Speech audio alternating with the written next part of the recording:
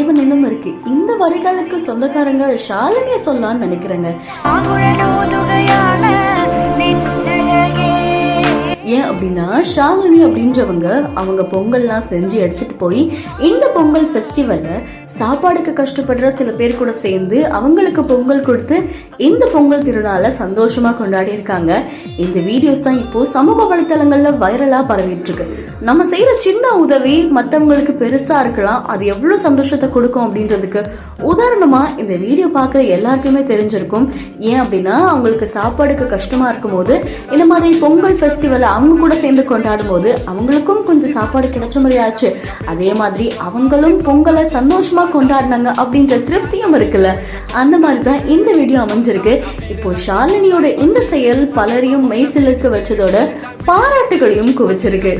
இப்போ இந்த வீடியோ பார்க்கும்போது உங்களுக்கு என்ன தோணுது அப்படின்றத மறக்காம கமெண்ட் பண்ணுங்க. இன்னும் பல வீடியோஸ்க்கு நம்ம பிஹைண்ட் நோட்ஸை ஃபாலோ பண்ணுங்க.